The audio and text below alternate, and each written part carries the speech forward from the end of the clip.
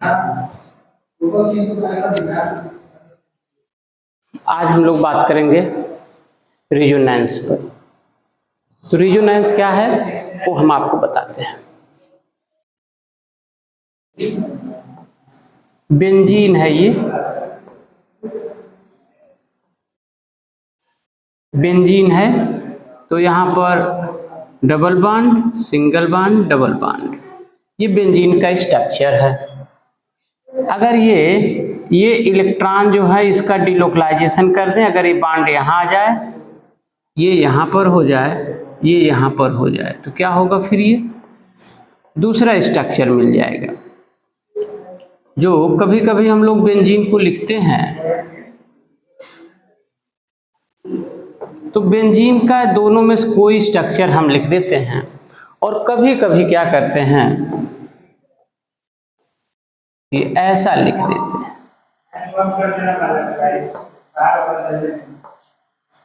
इस तरह से लिख देते हैं। इसका मतलब यह हुआ कि बेंजीन का, अच्छा दूसरी बात यह हुआ कि बेंजीन पर sp2 कार्बन है।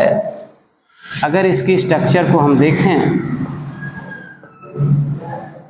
ये बेंजीन है, सभी के पास में p ऑर्बिटल्स में चूंकि sp2 है, ये देखिएगा यहाँ पर sp2 है, ये सबके पास में एक एक इलेक्ट्रॉन है। तो अगर ये आपस में ओवरलैप कर लिए, ये दोनों आपस में ओवरलैप कर लिए और ये दोनों आपस में ओवरलैप कर लिए, तो उस कंडीशंस में यहां डबल बॉन्ड होगा, यहां डबल बॉन्ड होगा और यहां डबल बॉन्ड होगा, तो आपका ये स्ट्रक्चर बनेगा। दूसरा, अगर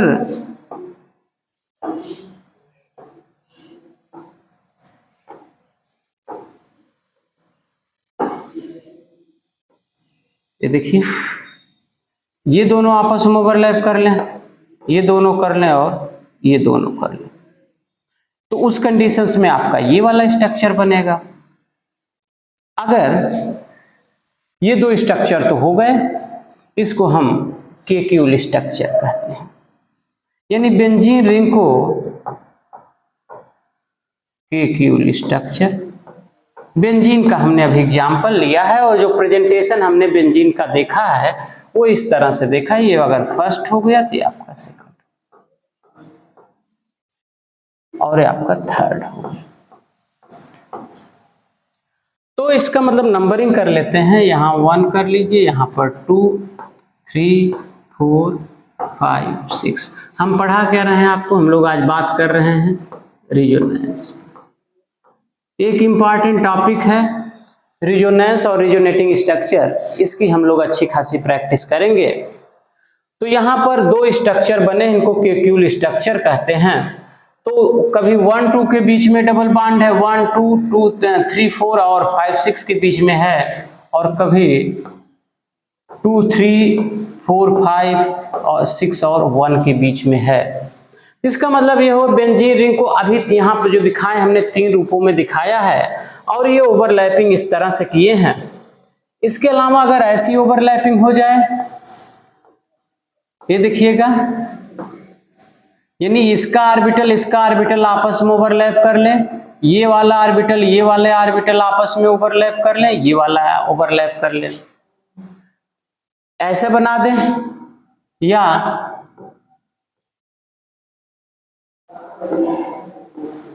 ऐसा बना दें, या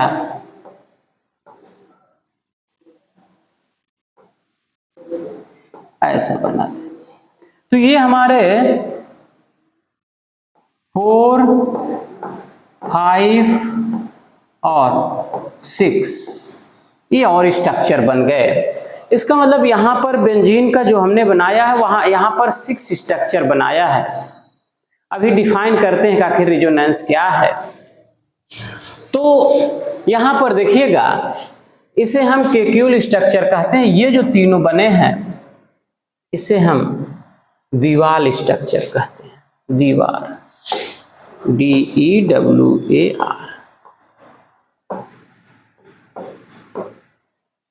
यहाँ पर ये हमारे दीवार स्ट्रक्चर बने, ये हमारे दो क्यूल स्ट्रक्चर बने हैं। और इन दोनों को अगर कभी यहाँ पर डबल बॉन्ड है, कभी सिंगल बॉन्ड है, कभी डबल बॉन्ड है, तो ये सिंगल बॉन्ड डबल बॉन्ड को अगर हमें रिप्रेजेंट करना हो तो दोनों को रिप्रेजेंट करते हुए न डबल न सिंगल, यहाँ पर पार्शियल यहाँ पर बॉन्ड कर लेते हैं, तो उसको हम इस तरह से, ये हाइब्रिड हो गया, ये क्या हो गया, हाइब्रिड हो गया, यानी दोनों को रिप्रेजेंट कर रहा है।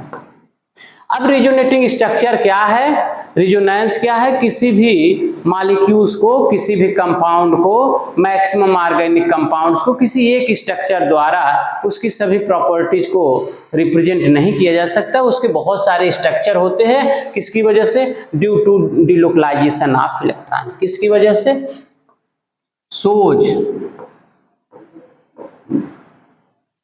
सोज डिफरेंट मॉलिक्यूल्स या कंपाउंड shows different structure,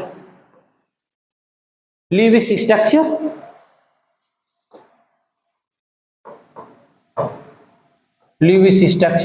और केवल एक स्ट्रक्चर सभी प्रॉपर्टीज को शो नहीं कर सकता। Any one structure can not explain all the properties of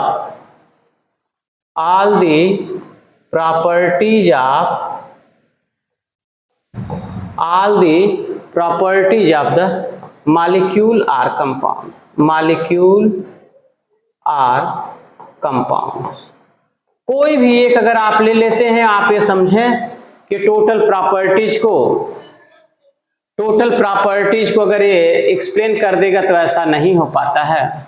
यहाँ पर हमने बेंजीन लिया और हमने कहा कि ये बेंजीन में जो 6 कार्बन हैं, 6 के 6 कार्बन sp2 हैं, तो यहाँ पर सभी कार्बन पर हम पहले जानते हैं कि सभी कार्बन पर एक pz ऑर्बिटल है जिसमें एक इलेक्ट्रॉन है, ये अनहाइब्रिडाइज है। तब ये हो सकता है कि जो यहाँ पर हमने दिखाया है,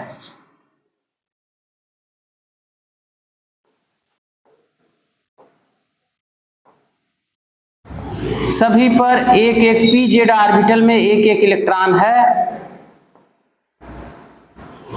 1 2 3 4 5 और 6।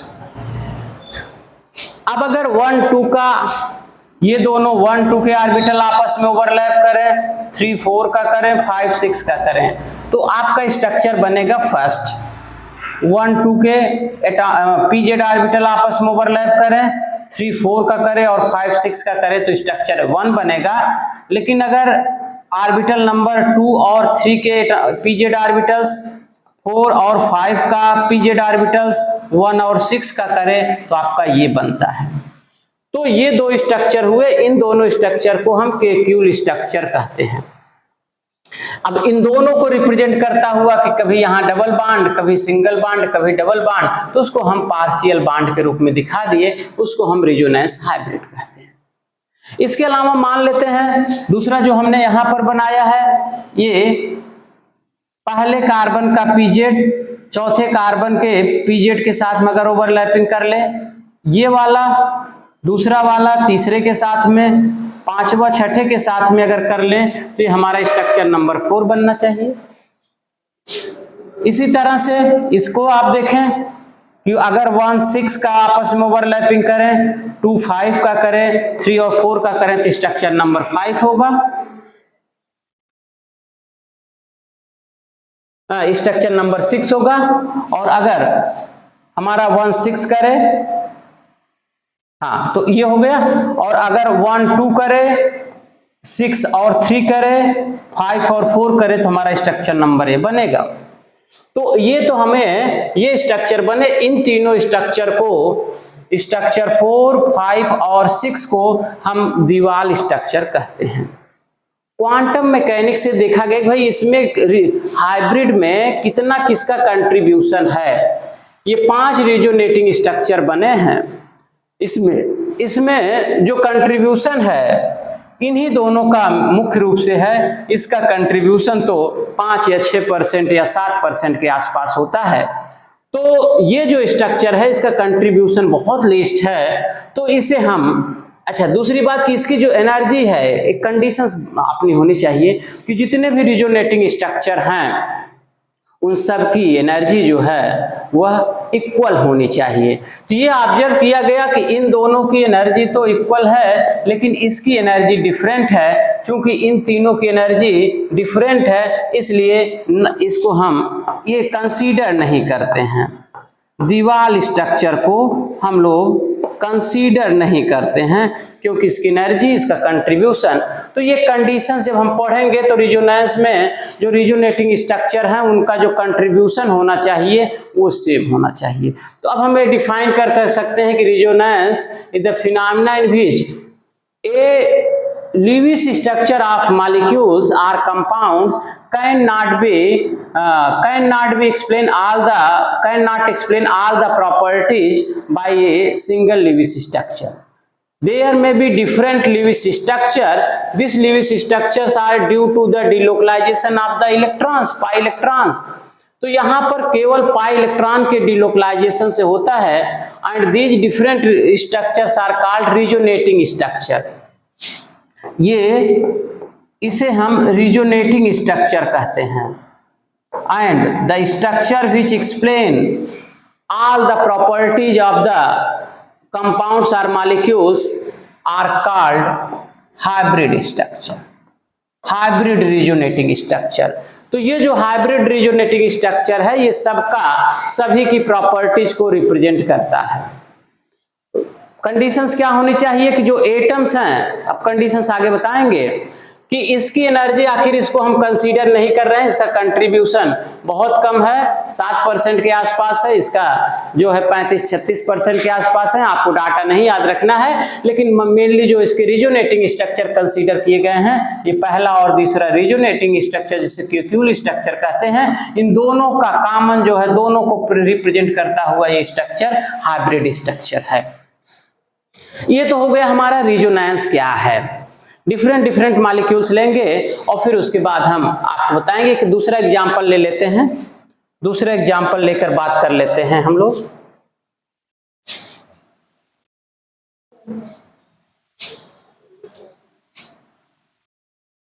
एग्जांपल में CO2, दूसरा मॉलिक्यूल ले लेते हैं CO2। ये CO2 का ल्यूविस स्ट्रक्चर है। ये यहां पर जाएगा कि ये यहां पर, ये देखिए डबल हेडेड एरो से इसको रिप्रेजेंट करते हैं। डिफरेंट रिजोनेटिंग स्ट्रक्चर को हम लोग यहां पर माइनस हो जाएगा और यहां पर प्लस हो जाएगा, यहां पर लोन पेयर हो जाएगा, यहां पर लोन पेयर, यहां लोन पेयर और यहां एक स्ट्रक्चर और बनेगा, माइनस दूसरे वाले ऑक्सीजन पर आ जाए, C, यहां पर ट्रिपल बॉन्ड रहेगा, ट्रिपल बॉन्ड O प्लस, यहां सिंगल बॉन्ड O माइनस। ये दोनों ये रिजोनेटिंग स्ट्रक्चर हो गए हमारे। ये फर्स्ट हुआ, ये सेकंड हुआ और ये रिजोनेटिंग स्ट्रक्चर हैं आपके CO2 के। Resonating structure of CO2 molecule.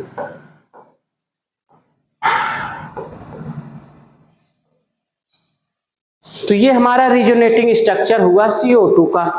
Conditions क्या क्या होनी चाहिए, कंडीशंस हम देखते हैं। Conditions of conditions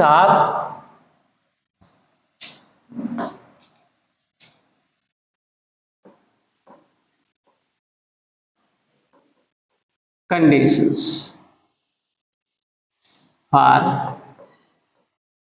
resonance.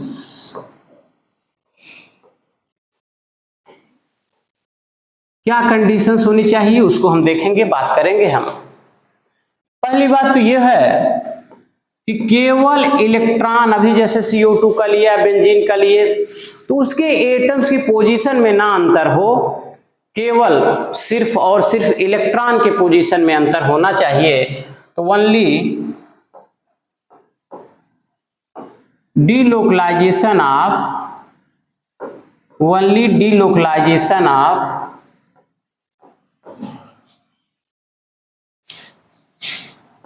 electrons, delocalization of electrons should take place। केवल इलेक्ट्रॉन के पोजीशन में केवल डिलोकलाइजेशन होना चाहिए, एटम्स,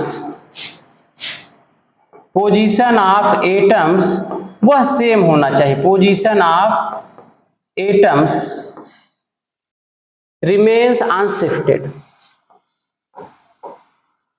रिमेन्स अनशिफ्टेड। एग्जाम्पल लेते हैं,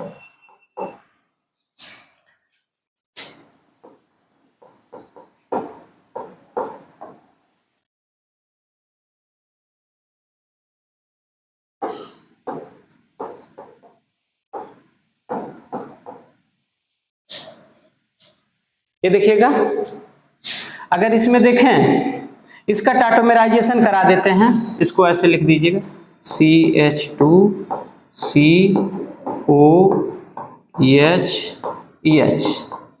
यहाँ डबल बॉन्ड है, तो ये यहां से ले लेगा, टाटोमेराइज करा दिए, टाटोमेराइज करा देंगे तो क्या बनेगा, ये आपका दूसरा स्ट्रक्चर बनेगा, ये बना लेगा CH3C double bond OH।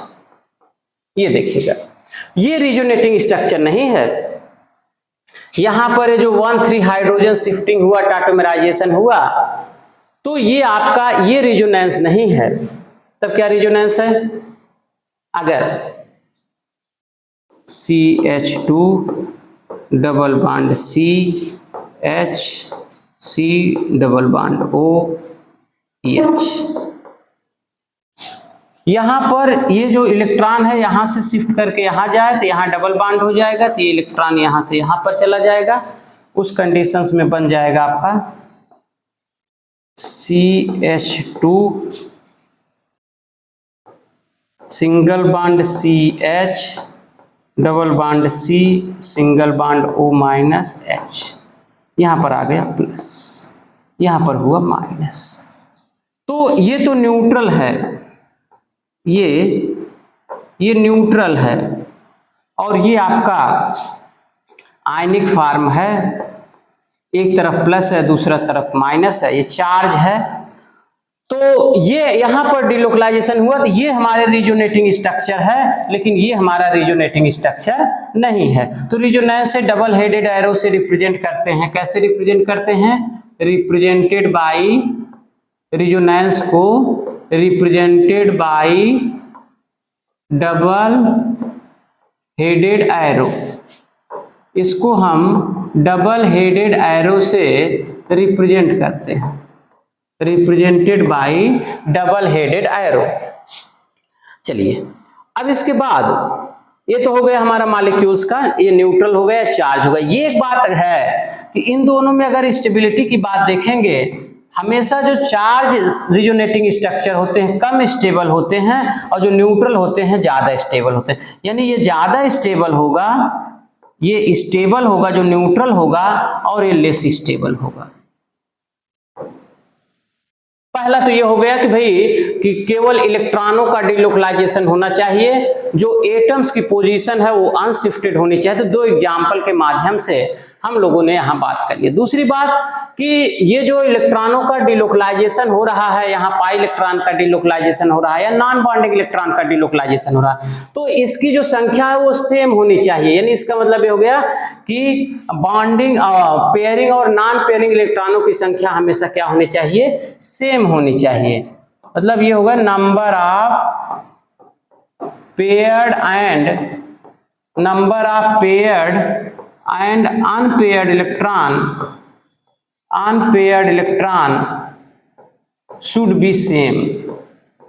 should be same in resonating structure. तो स्ट्रक्चर में जो पेयर्ड और अनपेयर्ड इलेक्ट्रॉनों की संख्या है वह सेम होनी चाहिए सभी रिजोनेटिंग स्ट्रक्चर में। अगली बात यह है कि जो डिलोकलाइजेशन होगा, ये जो डिलोकलाइजेशन होगा वो सब प्लैनर मॉलिक्यूल होना चाहिए। मॉलिक्यूल्स कैसा होना चाहिए? प्लैनर होना चाहिए। अगर प्लैनर है तभी डिलोकलाइजेशन होगा और नहीं तो डिलोकलाइजेशन नहीं होगा। जैसे एग्जांपल के तौर पे देखते हैं, हम कह रहे हैं कि कंपाउंड्स या मॉलिक्यूल्स, अगला कंपाउंड्स मॉलिक्यूल्स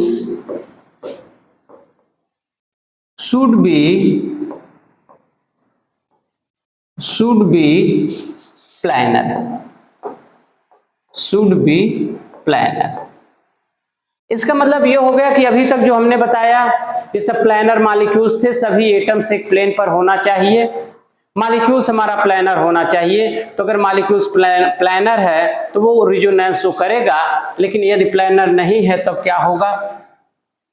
एक एग्जाम्पल लेते हैं हम बेंजीन का। ये बेंजीन है, यहां पर OH है। हम लोग जानते हैं फिनाल लिए हैं हम, फिनाल एसिडिक होता है, H+ यहां से दे देगा और जब ये H+ निकाल देगा तो ये फिनाल बन जाएगा फिनाक्साइड। इस पर माइनस हो गया, ये फिनाल से H+ निकल गया, ये एसिडिक होता है और जैसे ही निकला ये हो गया फिनाक्साइड। ये माइनस चार्ज वाला ये ऑक्सीजन है और ये जो बेंजीन रिंग है ये प्लैनर है। तो ये प्लैनर है तो ये ये इलेक्ट्रॉन यहाँ जाएगा तो ये इलेक्ट्रॉन यहाँ जाएगा, तो ये हमें रिजोनेटिंग स्ट्रक्चर मिल जाएगा। कौन सा स्ट्रक्चर मिलेगा? ये देखिए आप, यहाँ पर माइनस हुआ और ऑक्सीजन और कार्बन के बीच डबल बॉन्ड हुआ, यहाँ डबल बॉन्ड हुआ। ये इलेक्ट्रॉन यहाँ पर जाएगा तो ये बॉन्डेड इलेक्ट्रॉन यहाँ आ जाएगा, फिर ये बन जाएगा हमारा, ये देखिए यहाँ डबल बॉन्ड हुआ, डबल बॉन्ड ऑक्सीजन से जुड़ गया, माइनस यहाँ पर आ गया, फिर ये माइनस वाला यहाँ जाएगा और ये इलेक्ट्रॉन यहाँ जाएगा।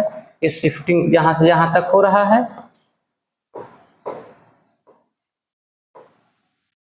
तो यहाँ डबल बॉन्ड, यहाँ डबल बॉन्ड, यहाँ माइनस हो गया और यहाँ पर डबल बॉन्डेड ऑक्सीजन जुड़ गया।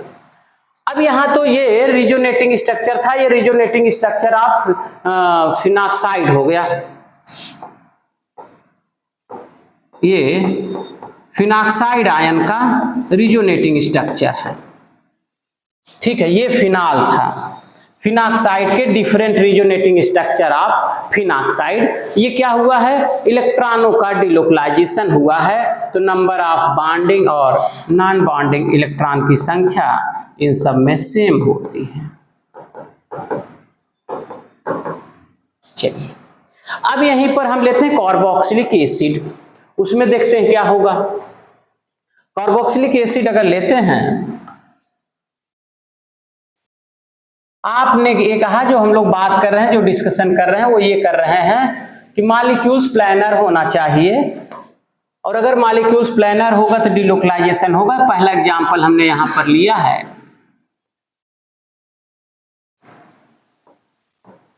फिनाल का, और दूसरा ये ले रहे हैं हम आपका OH। ये इसका नाम है बेंजोइक एसिड, इसका नाम है फिनाल। ये आपका फिनाल है और इसका नाम है बेंजोइक एसिड।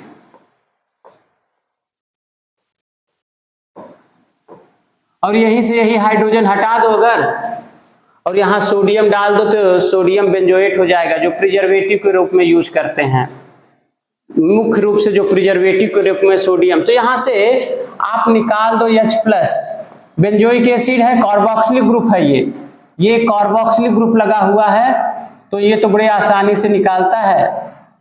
और जब यहाँ से निकाल देगा तो यहाँ बनेगा, ये कार्बोक्सिलेट आयन बन गया। ये देखिए,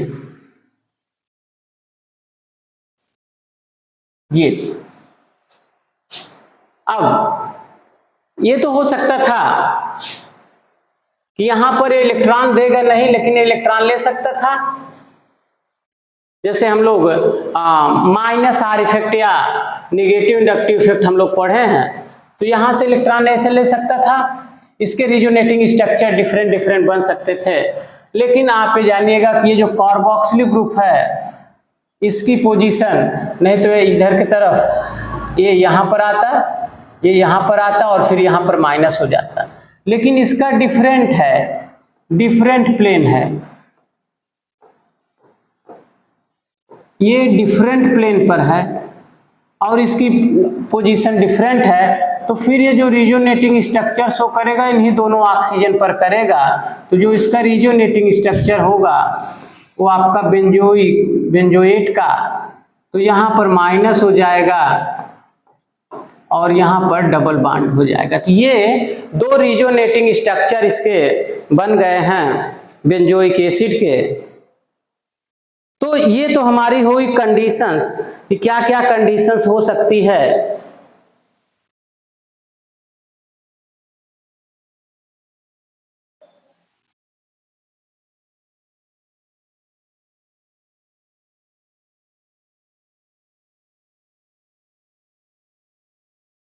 आगे बढ़ते हैं, अब बात करेंगे, ये तो हो गई कंडीशंस की, क्या क्या कंडीशंस हो सकती है। तो हम लोग जान गए हैं कि मॉलिक्यूल्स प्लैनर होना चाहिए, केवल इलेक्ट्रॉनों की शिफ्टिंग होना चाहिए, जो हमारे डिफरेंट रिजोनेटिंग स्ट्रक्चर हैं, कंट्रीब्यूटिंग स्ट्रक्चर हैं, उसकी एनर्जी लगभग इक्वल होनी चाहिए, केवल इलेक्ट्रॉन के पोजीशन में शिफ्टिंग हो, उसके एटम्स की पोजीशन में शिफ्टिंग ना हो।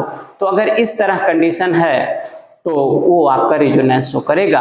और कभी भी ऑर्गेनिक कंपाउंड में केवल एक लिविस स्ट्रक्चर उसकी टोटल प्रॉपर्टीज को रिप्रेजेंट नहीं कर पाता है, बहुत सारे स्ट्रक्चर उसके बन सकते हैं। डिफरेंट स्ट्रक्चर को जो पॉसिबल स्ट्रक्चर हैं due to shifting of electron are called resonating are contributing structure. तो ये तो हो गया हमारा रिजोनेंस का कंडीशंस और रिजोनेंस क्या है, उसमें कुछ मॉलिक्यूल का हम लोगों ने देखा। अब इसका कैरेक्टरिस्टिक्स देख लो आप।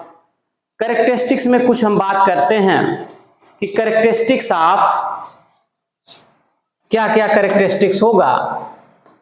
कैरेक्टरिस्टिक्स ऑफ रिजोनेंस, रिजोनेंस के क्या क्या कैरेक्टरिस्टिक्स हैं, दो चार पॉइंट हम आज के वीडियो में आपसे बात कर लेते हैं कि रिजोनेंस के क्या क्या कैरेक्टरिस्टिक्स हैं। ये रिजोनेटिंग स्ट्रक्चर बहुत इंपॉर्टेंट है और ये जो बनाए हैं, एक बात और है यहीं पर कैरेक्टरिस्टिक्स में ही जो अभी हमने यहाँ पर बनाए थे कि पहला तो यही देख लीजिएगा, हम बनाते हैं CH2 double bond CH, C double bond OH। एक ही हमारा कंपाउंड है, ये प्लैनर कंपाउंड है। अगर यहाँ पर इलेक्ट्रॉन का डिलोकलाइजेशन होगा तो एक ये चीज देखिएगा कि यहाँ पर ये कार्बन पर प्लस चार्ज जाएगा, इस कार्बन पे तो हो जाएगा CH2 CH double bond C, oxygen पर माइनस हो गया, H हो गया और कार्बन पर प्लस हो गया। ये देखिएगा, एक तो ये बन सकता है। दूसरा जस्ट इसका उल्टा कर दो आप। अगर इसका उल्टा करेंगे CH2 double bond CH, C double bond OH, oxygen के पास लोन पेयर ऑफ इलेक्ट्रॉन है, यहां दे दीजिए।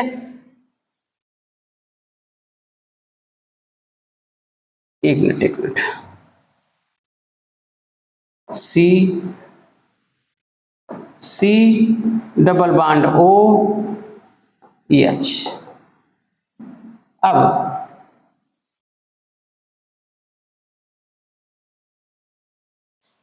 तो यहां पर पहले यहां पर देख लेते हैं फिर बात करते हैं। यहां पर ये कार्बन पर निगेटिव गया है और ये इस पर पॉजिटिव गया है। तो इस कंडीशंस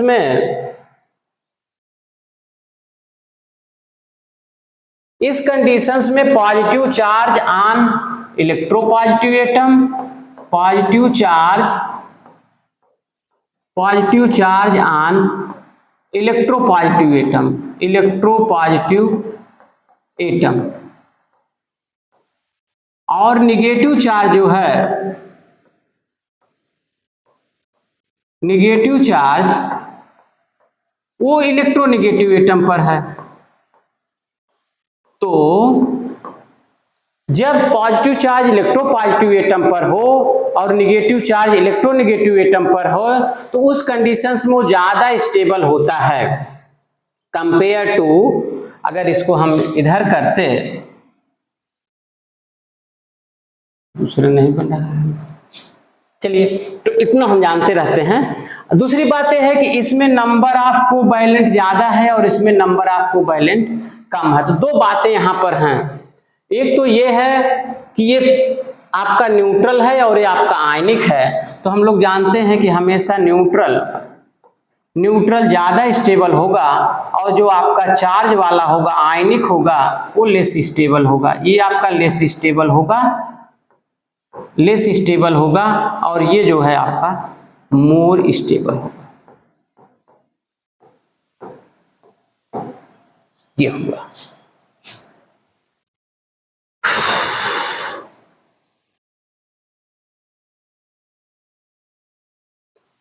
दूसरा एग्जाम्पल बनाते हैं जिसमें हम माइनस बना पाए। CH2 डबल बॉन्ड C, यहां से ऑक्सीजन अगर लगा दिए होते CO या H कर दें,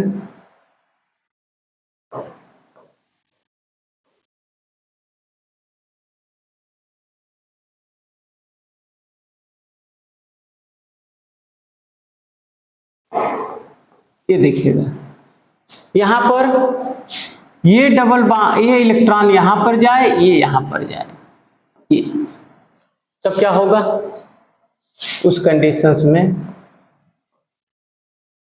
ये हो जाएगा CH2, यहां पर कार्बन पर माइनस हो गया, CH डबल बॉन्ड OH, यहां पर प्लस आ गया।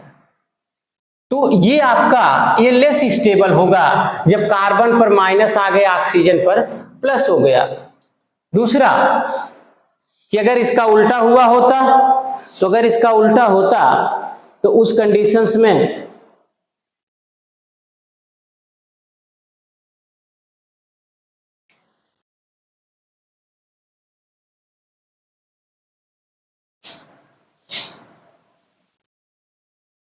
अगर उल्टा होगा तो उस कंडीशंस में यहां पर देखिएगा, यहां पर निगेटिव चार्ज ऑक्सीजन पर है और यहां पर पॉजिटिव चार्ज कार्बन पर है। तो इसलिए ये जो आयनिक वाला फॉर्म है ज्यादा स्टेबल होता है और ये वाला कम स्टेबल होता है। तो इसमें और भी बहुत सारी कंडीशंस हैं। हम आज के वीडियो में बस इतना ही, अगली वीडियो में हम डिटेल में और भी इसके कैरेक्टरिस्टिक्स के बारे में डिटेल में बात करेंगे। रिजोनेंस पर अगला लेक्चर हम आपको अगले वीडियो में बताएंगे। आज के लिए इतना ही, थैंक यू।